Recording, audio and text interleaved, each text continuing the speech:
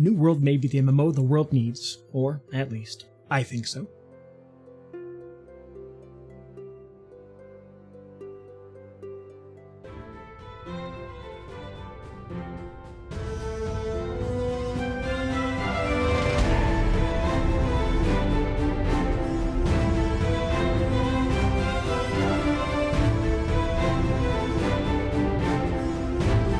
Hello fellow humans, it is I, your glorious cult family leader, Shirks. Dog Dillo and I are here to talk about New World. This is the first MMO by the studio using Lumberyard, Amazon's game engine. Lumberyard is, according to Amazon, made up of proven technologies from CryEngine, AWS, Twitch, eMotionFX, and Double Helix. You can see a link to that down in the description. While the CryEngine heritage means that the visuals are nothing to laugh at for this game, Twitch integration should keep the community fresh, I hope. So, why will this game change the MMO scene? It's easy. It is just different enough to provide novelty, and similar enough to maintain some traditional MMO elements. This changes everything because this is an evolution of what MMOs in the future will be. Compounding this, it is the first MMO backed by Amazon, and I expect that they will put some weight behind it, making it succeed. They've already shown this by delaying the launch multiple times to make sure they fix some issues, instead of following the industry standard of pump it out as fast as possible with no regard to quality. So, let's look at what New World does different and what they do the same. Spoiler, many of the things they're doing have been done before in various games. However, the mix of them in New World turns up something sort of unique. Storylines aside, MMOs currently follow a few core gameplay loops. Some of these are shared by New World, and some of them are not. In traditional MMOs, at least as far as combat goes, the most common way is what's called the traditional method, aka you select a target, and you face roll the skill buttons until they die. This leads to a bit of a passive combat system where you're only telling your character what to do and not actually doing it. All the aiming and action are performed by the character. There's nothing wrong with this. Targeting systems certainly have their place and have made companies billions of dollars. Notable mentions here are World of Warcraft, RuneScape, Ultima Online, EverQuest. If you've played those games, you've played a traditional MMO with a traditional method for their combat system. Active MMOs. Some games let you dive deeper into the action, allowing you to dodge, choose where you hit, and be in control of how the character uses their skills. These are generally known as action MMOs. And New World does fall into this tier, but on the deeper side of it. There is no targeting system that I was able to find during the beta. In New World, you have an active system with dodges, skills, resources to manage, and aiming, and that's the most important bit there, is you have to actually aim in this game. Much like a first-person shooter, if you miss your shot or your skill, you just miss it. There is no system ensuring that pressing this button will make it hit the creature like there is in a traditional MMO. This is where the game feels more like a shooter with skills than an MMO. When you dodge, it is not a skill like you have in WoW, where you have a percentage to dodge. If you want to not get hit, dodge, nerd.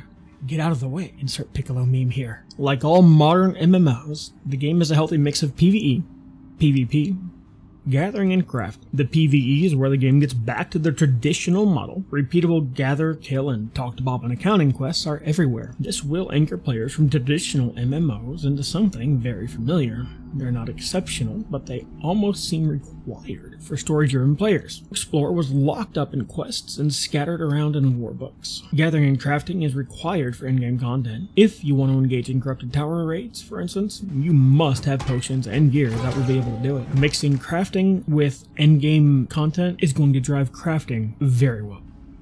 PvP is where the game shines, and seems to be what the game is based around for much of the later game content. There's a three-sided faction system. Which faction you choose will impact much of your gameplay, especially if you choose to PvP. Now, this is not unique. Dark Age of Camelot and Elder Scrolls Online both have three-realm systems, not a new concept. What makes it interesting, though, is that factions in New World control cities and zones. This can lead to some really interesting, unscripted gameplay events. In the time we had with the beta, being flagged for PvP felt more real than being flagged for PvP in other MMOs. It felt like there was more risk to it somehow. Progression in New World is what really sells it though, as it's fairly unique. While other games have done this before, it feels exceptionally natural in the way the character develops, in tune with their skills, stats, and weapons. Unlike traditional MMOs, where you have to pay a trainer for instance, to know how to use something. There's a very heavy focus on learning by doing. Every skill, weapon, and technique you learn in the game, you learn it by doing it.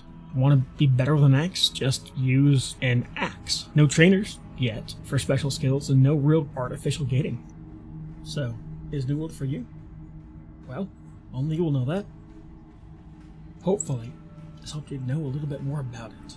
As it's the next step in MMO evolution, I, for one, will be spending a lot of time in Eternum. As there are loads of weapons and crafting to master, it's easy to see how we can sink loads of time into advancing our characters in this world. Add to this great roleplay and PvP opportunities, and we start to see a sandbox that has striking visuals and satisfying combat, and just looks like a lot of fun. As we're just days away from the September beta, it's going to be interesting to see what the team's done with about a month's time to make changes. The launch of a game is one of the most important times for it. It's also the time when the players can establish themselves. Any new game will have a chaotic beginning. It's just how it is, and New World will likely be no different. What is important is that, to date, they've delayed it to make changes and fixes. Quality here matters. The current launch is September 28th, 2021. If this holds, we'll have an amazing October and hopefully many more months to come. Fellow humans, I hope you enjoyed this overview of New World. If you have any questions or comments, leave them down below. I love something that they're doing to test it, or What's that? the store. I think it's just for now. We get to keep the stuff though, right? See, why not? My level school mean shooting at me!